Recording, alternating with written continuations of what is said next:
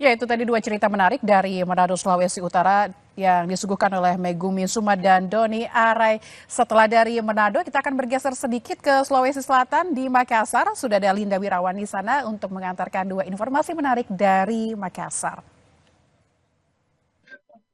Baik, selamat siang Lintang dan juga saudara. Hari ini ada siapkan untuk membuat palu basah. Selain daging, siapkan juga bawang merah dan putih, jahe, lengkuas, biji pala, ketumbar, jintang bubuk, dan kunyit.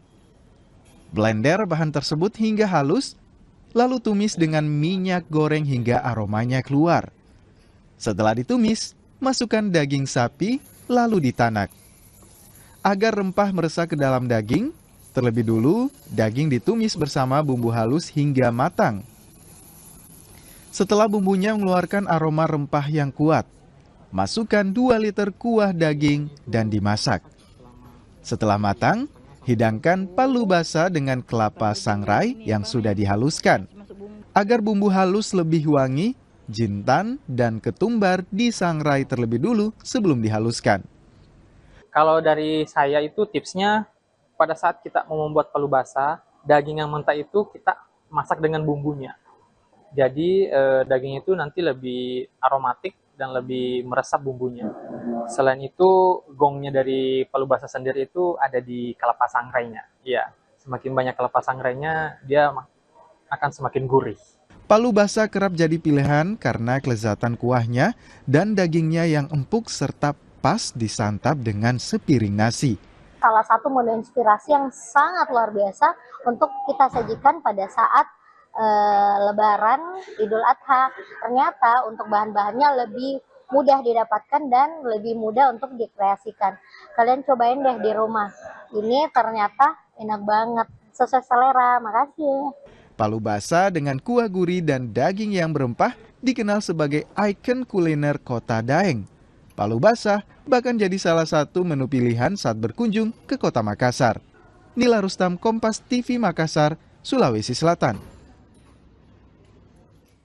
Masih dari Makassar, saudara, sate jadi salah satu kuliner favorit warga Indonesia. Tiap daerah bahkan punya resep tersendiri. Di Makassar ada sate nek yang dikenal dengan bumbu kacang khas Makassarnya.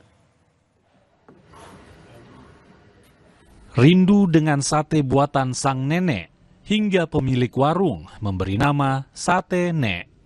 Berbekal resep dari sang ibu, Ike meracik bumbu kacang dengan cita rasa khasnya yang seakan mengembalikan kenangan masa kecilnya bersama sate favorit keluarga. Hidangan ini menggunakan daging ayam yang disiram dengan bumbu kacang.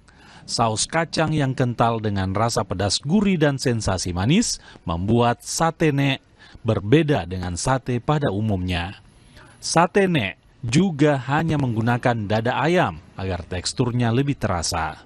Nah, resep kami ini dari orang tua kami. Nah, kami berpikir kenapa kita perlu memperkenalkan sate ini ke penikmat sate di Kota Makassar.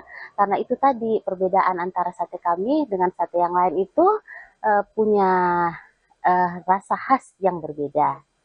Sate nek juga dikenal dengan aroma rempah yang khas. Sebelum dipanggang, daging ayam dimarinasi dengan rempah khusus selama 2 jam.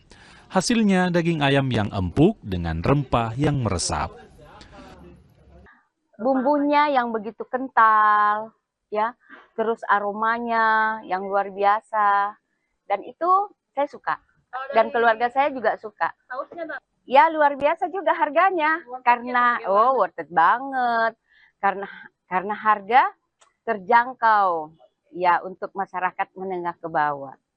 Seporsi sate nek dibanderol Rp25.000, sementara sepiring nasi atau lontong dijual Rp5.000.